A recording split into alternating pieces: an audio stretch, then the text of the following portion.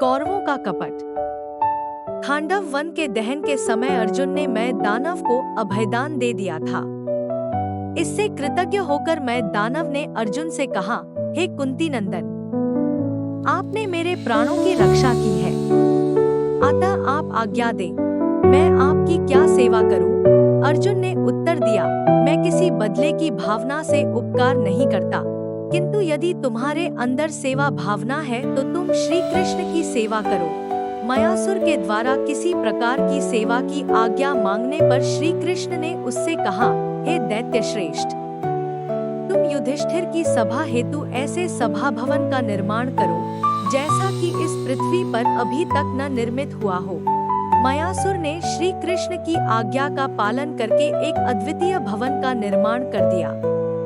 इसके साथ ही उसने पांडवों को देवदत्त शंख, एक वज्र से भी कठोर रत्नजड़ित गदा तथा मणिमय पात्र भी भेंट किया। कुछ काल पश्चात धर्मराज युधिष्ठिर ने राजसूय यज्ञ का सफलतापूर्वक आयोजन किया।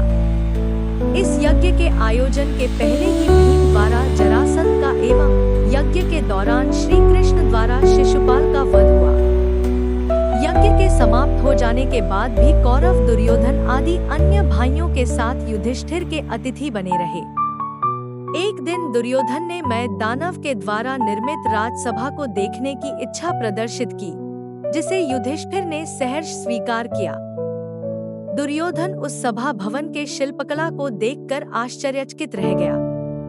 मैं दानव ने उस सभा भवन का निर्माण इस प्रकार से किया था कि वहां पर अनेक प्रकार के भ्रम उत्पन्न हो जाते थे, जैसे कि स्थल के स्थान पर जल, जल के स्थान पर स्थल, द्वार के स्थान पर दीवार तथा दीवार के स्थान पर द्वार दृष्टिगत होता था। दुर्योधन को भी उस भवन के अनेक स्थानों में भ्रम हुआ, जिस कारण उसे कई बार पांडवों आदि का उपहास का पात्र बनना पड़ा।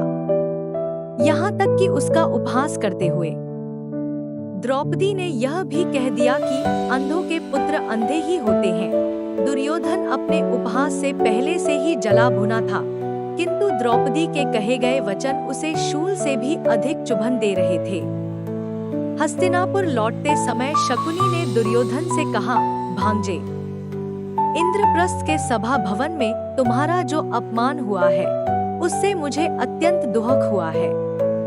तुम यदि अपने इस अपमान का प्रतिशोध लेना चाहते हो तो अपने पिता धृतराष्ट्र से अनुमति लेकर युधिष्ठिर को द्यूत क्रीड़ा, जुआ खेलने के लिए आमंत्रित कर लो। युधिष्ठिर द्यूत क्रीड़ा का प्रेमी है, अतः वह तुम्हारे निमंत्रण पर अवश्य ही आएगा, और तुम तो जानते ही हो कि पासे के खेल में मुझ पर विजय पाने वाला त्रिलोक में भी कोई नहीं है। पासे के दाव में हम पांडवों का सब कुछ जीतकर उन्हें पुनः दरिद्र बना देंगे। हस्तिनापुर पहुंचकर दुर्योधन सीधे अपने पिता धृतराष्ट्र के पास गया और उन्हें अपने अपमान के विषय में विस्तार पूर्वक बताकर अपनी तथा मामा शकुनी की योजना के विषय में भी बताया।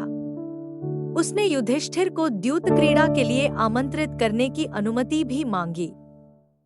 थोड़ा बहुत आनाकानी करने के पश्चात धृतराष्ट्र ने दुर्योधन को अपनी अनुमति दे दी। युधिष्ठिर को उनके भाइयों तथा द्रौपदी के साथ हस्तिनापुर बुलवा लिया गया। अवसर पाकर दुर्योधन ने युधिष्ठिर के साथ द्यूत क्रीड़ा का प्रस्ताव रखा, जिसे युधिष्ठिर ने स्वीकार कर लिया। पासे का खेल आरंभ हुआ। दुर्योधन की ओर से मामा शकुनी पासे फेंकने लगे। युधिष्ठिर जो कुछ भी दांव पर लगाते थे उसे हार जाते थे। अपना समस्त राज्य तक हार जाने के बाद युधिष्ठिर ने अपने भाइयों को भी दांव पर लगा दिया और शकुनी धूर्तता करके इस दांव को भी जीत गया। यह देखकर भीष्म, द्रोणाचार्य, विदुर आदि ने इस जुए का बंद कराने का प्रयास किया, किंतु असफल रहे। अब युधिष्ठिर ने स्वयं अपने आप को भी दांव पर लगा दिया और शकुनी की धूर्तता से फिर हार गए। राजपाट तथा भाइयों सहित स्वयं को भी हार जाने पर युधिष्ठिर कांतिहीन होकर उठने लगे तो शकुनी ने कहा, युधिष्ठिर, अभी भी तुम अपना सब कुछ वापस जीत सकते हो। अभी द्रौपदी तुम्हारे पास दांव में लगाने के लिए शेष है। यदि तुम द्रौपदी को दांव में लगाकर जीत गए तो मैं तुम्हारा हारा हुआ सब कुछ तुम्हें लौटा दूंगा। सभी तरह से निराश युधिष्ठिर ने अब द्रौपदी को भी दांव पर लगा दिया और हमेशा की तरह हार गए। अपनी इस विजय को देखकर दुर्योधन उन्मत्त हो उठा और विदुर से बोला, द्रौपदी अब हमारी दासी है, आप उसे तत्काल यहाँ ले आइए। द्रौपदी चीरहरण। दुर्योधन द्वारा विदुर को आज्ञा दी गई वह द्रौपदी को ले आए। इस पर विदुर ने कहा कि अपने आप को दांव पर हारने के बाद युधिष्ठिर द्रौपदी को दांव पर लगाने के अधिकारी नहीं रह जाते, किंतु धृतराष्ट्र ने प्रतिकामी नामक सेवक को द्रौपदी को वहां ले आने के लिए भेजा। द्रौपदी ने उससे प्रश्न किया कि धर्मपुत्र ने पहले कौन सा दांव हारा है, स्वयं अपना अथवा द्रौपदी का। दुर्योधन ने क्रुद्ध होकर शासन से कहा कि वह द्रौपदी को सभा भवन में लेकर आए। युधिष्ठिर ने गुप्त रूप से एक विश्वस्त सेवक को द्रौपदी के पास भेजा कि यद्यपि वह रजस्वला है तथा एक वस्त्र में है, वह वैसी ही उठकर चली आए। सभा में पूज्य वर्ग के सामने उसका उस दशा में कलपते हुए पहुंचना दुर्योधन आदि के पापों को व्यक्त करने के लिए पर्याप्त होगा। द्रौपदी सभा में पहुंची तो शासन ने उसे स्त्री वर्ग की ओर नहीं जाने दिया तथा उसके बाल खींचकर कहा, हमने तुझे जुए में जीता है, अतः तुझे अपनी दासियों में रखेंगे। द्रौपदी ने समस्त कुरुवंशियों के शौर्य, धर्म तथा नीति को ललकारा और श्री कृष्ण को मन ही मन स्मरण कर अपनी लज्जा की रक्षा के लिए प्रार्थना की। सब मौन रहे, किंतु दुर्योधन के छोटे भाई विकर्ण ने द्रौपदी का पक्ष लेते हुए कहा कि हारा हुआ युधिष्ठिर उसे दांव पर नहीं रख सकता था, किंतु किसी ने उसकी बात नहीं सुनी। कर्ण के उकसाने से शासन ने द्रौपदी को निर्वस्त्र करने की चेष्टा की। उधर विलाप करती हुई द्रौपदी ने पांडवों की ओर देखा तो भीम ने युधिष्ठिर से कहा कि वह उनके हाथ जला देना चाहता है, जिनसे उन्होंने जुआ खेला था। अर्जुन ने उसे शांत किया। भीम ने शपथ ली कि वह शासन की छाती का खून पिएगा तथा दुर्योधन की जंघा को अपनी गदा से नष्ट कर डालेगा। 1. द्रौपदी ने इस विकट विपत्ति में श्री कृष्ण का स्मरण किया। श्री कृष्ण की कृपा से अनेक वस्त्र वहां प्रकट हुए, जिनसे द्रौपदी आच्छादित रही। फलत उसके वस्त्र खींचकर उतारते हुए भी शासन उसे नग्न नहीं कर पाया। सभा में बार बार कार्य के अनौचित्य अथवा औचित्य पर विवाद छिड़ जाता था।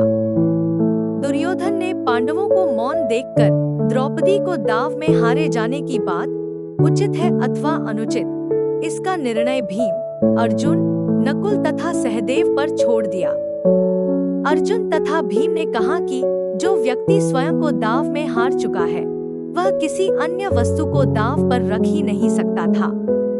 धृतराष्ट्र ने सभा की रग पहचानकर दुर्योधन को फटकारा तथा द्रौपदी से 3 वर मांगने के लिए कहा। द्रौपदी ने पहले वर से युधिष्ठिर की दास भाव से मुक्ति मांगी ताकि भविष्य में उसका पुत्र प्रतिविंध्य दास पुत्र न कहलाए। दूसरे वर से भीम, अर्जुन, नकुल तथा सहदेव की शस्त्रों तथा रथ सहित दास भाव से मुक्ति मांगी। तीसरा वर मांगने के लिए वह तैयार ही नहीं हुई, क्योंकि उसके अनुसार क्षत्रिय स्त्रियां 2 वर मांगने की ही अधिकारिणी होती है। धृतराष्ट्र ने उनसे संपूर्ण विगत को भूलकर अपना स्नेह बनाए रखने के लिए कहा। साथ ही उन्हें खांडव वन में जाकर अपना राज्य भोगने की अनुमति दी। धृतराष्ट्र ने उनके खांडव वन जाने से पूर्व दुर्योधन की प्रेरणा से उन्हें एक बार फिर से जुआ खेलने की आज्ञा दी। यह तय हुआ कि एक ही दांव रखा जाएगा। पांडव अथवा धृतराष्ट्र पुत्रों में से जो भी हार जाएंगे, वे मृगचर्म धारण कर 12 वर्ष वनवास करेंगे और 1 वर्ष अज्ञातवास में रहेंगे। उस 1 वर्ष में यदि उन्हें पहचान लिया गया तो फिर से 12 वर्ष का वनवास ग्रहण करेंगे। भीष्म, विदुर, द्रोणाचार्य आदि के रोकने पर भी द्यूत क्रीड़ा हुई, जिसमें पांडव हार गए। शकुनी द्वारा कपटपूर्वक खेलने से कौरव विजय हुए। वनगमन से पूर्व पांडवों ने शपथ ली कि वे समस्त शत्रुओं का नाश करके ही चैन की सांस लेंगे। धौम्य 2 के नेतृत्व में पांडवों ने द्रौपदी को साथ लेकर वन के लिए प्रस्थान किया। श्री धौम्य साम मंत्रों का गान करते हुए आगे की ओर बढ़े। वे कहकर गए थे कि युद्ध में कौरवों के मारे जाने पर उनके पुरोहित भी इसी प्रकार साम गान करेंगे। युधिष्ठिर ने अपना मुंह ढका हुआ था। 3 भीम अपने बाहु की ओर देख रहा था। 4 अर्जुन रेत बिखेरता जा रहा था। 5 सहदेव ने मुंह पर मिट्टी मली हुई थी।